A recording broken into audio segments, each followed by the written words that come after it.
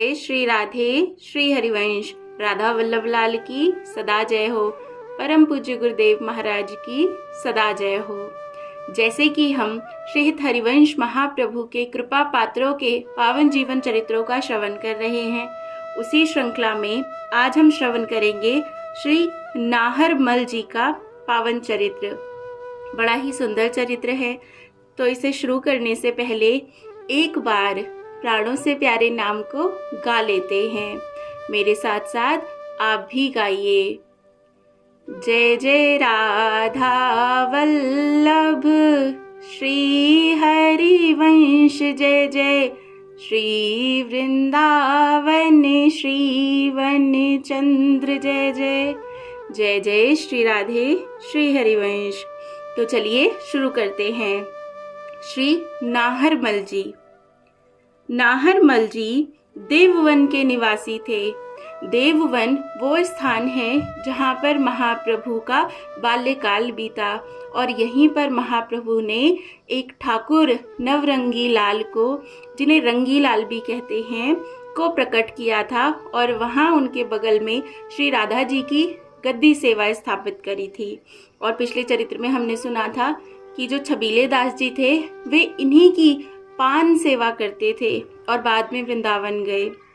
तो ये जो नाहरमल जी हैं ये भी इसी देववन के निवासी थे। इनका जन्म एक कायस्थ परिवार में हुआ था।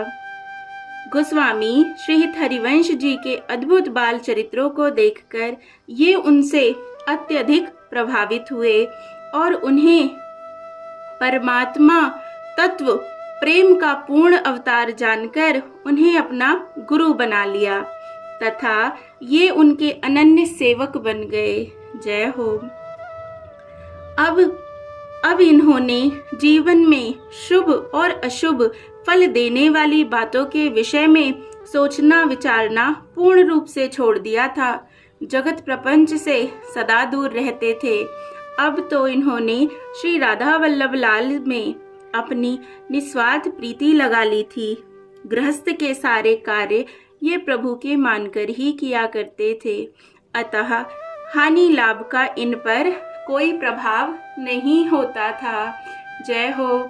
यही सबसे सुंदर बात है।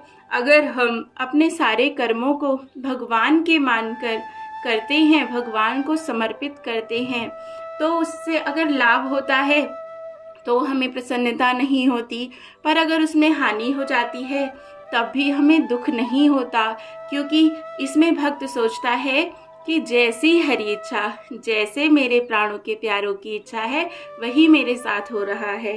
तो ये बहुत ऊंची स्थिति होती है जब ऐसा होने लगता है। एक बार ये अपने संपूर्ण परिवार के साथ गुरु चरणों के दर्शन करने के लिए वृंदावन आए। इन्होंने देखा कि श्री हित जी महाराज ब्रिजवासियों के बालकों के साथ खेल रहे हैं और उन्हें तीर चलाना सिखा रहे हैं। नाहरमल जी को आया देखकर उन्होंने अपने हाथ का तीर कमान एक बच्चे के हाथ में देकर इनका अतिशय सम्मान किया। नाहरमल जी को यह सोचकर बड़ा दुख हुआ कि मेरे इस समय यहाँ आने के कारण ही पूज्य गुरुवर्य ने अपना खेल समाप्त किया है।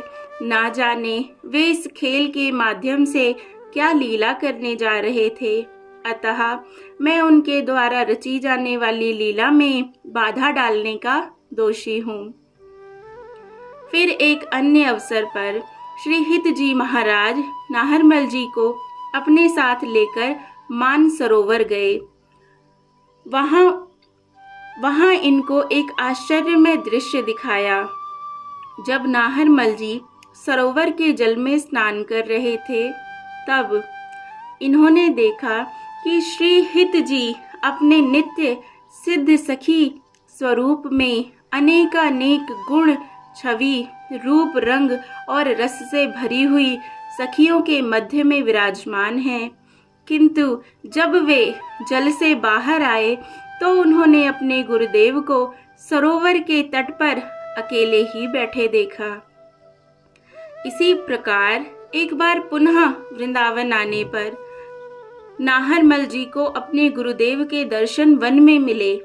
उन्होंने अपने गौर शरीर पर सुंदर वस्त्र पहन रखे थे और उनके श्रीअंग में से छवि की लहरें उठ रही थी। श्री महाप्रभु जी श्री राधा वल्लभ लाल जी की संपूर्ण सेवा अपने हाथों से किया करते थे और उस समय वे ईंधन बीनने अपने वस्त्र के छोर में रखते जा रहे थे।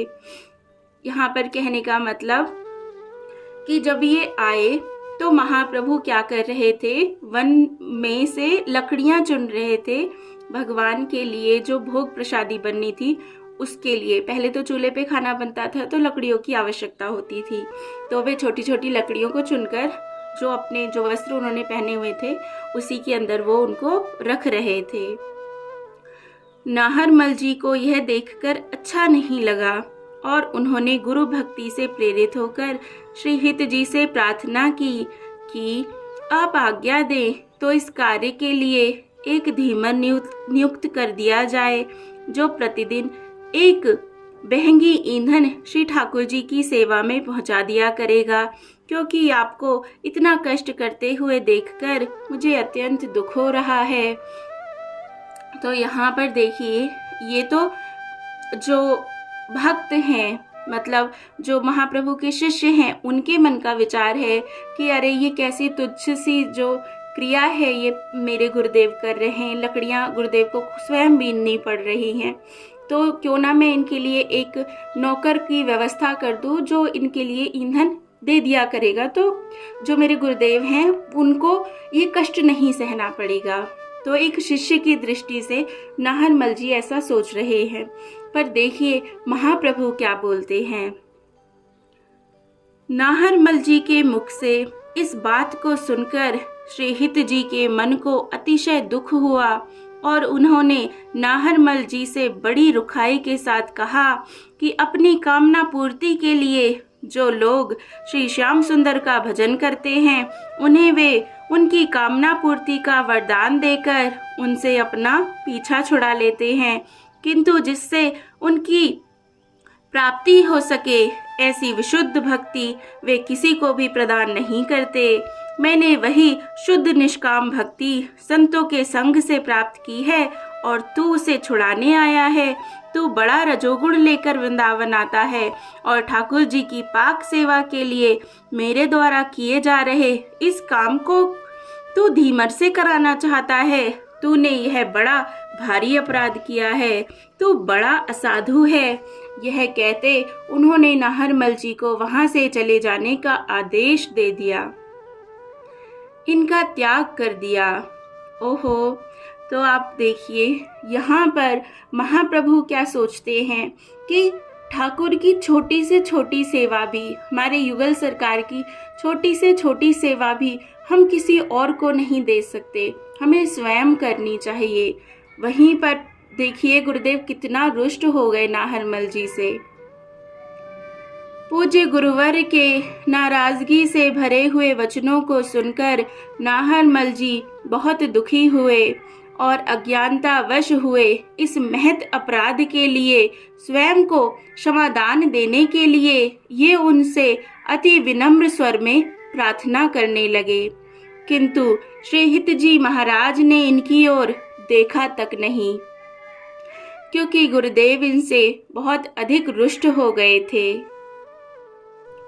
नाहरमल जी ने इसे अपना दुर्भाग्य समझा और वे बड़े ही दुखी हुए और अपने घर पहुंचकर इन्होंने प्रण लिया कि जब तक पूज्य गुरुवर मुझ पर प्रसन्न नहीं होते हैं तब तक मैं अन्न जल ग्रहण नहीं करूंगा। नाहरमल को अत्यंत दुखी देखकर श्री प्रिया प्रीतम ने श्री हितजी महाराज से कहा कि नाहरमल बिल्कुल निर्दोष है, शिष्य धर्म ऐसे ही हैं।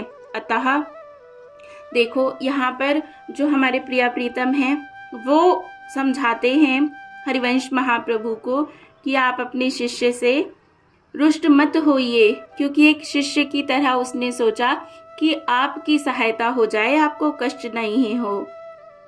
अतः तुम उसे अपनाकर उसका संताप दूर करो। श्री प्रिया जी की आज्ञा पाकर श्री हित जी महाराज ने पत्र लिखकर नाहरमल जी को वृंदावन बुलाया और अपनी प्रसन्नता स्वरूप इन्हें अपना जूठन प्रसाद खिलाकर इनका अनशन व्रत समाप्त कराया तथा इन्हें वृंदावन में ही बसा लिया। यहाँ रहते हुए नाहरमल जी श्री राधा वल्लभ लाल जी की सेवा, गुरु सेवा एवं रसिक संतों की सेवा हार्दिक प्रीति के साथ करते रहे और पूज्य गुरुवर के कृपा प्रसाद से एक दिन ये सदा के लिए श्री लाडली लाल जी की सेवा हेतु नित्य निकुंज महल में प्रविष्ट हो गए। जय हो, जय हो, जय हो।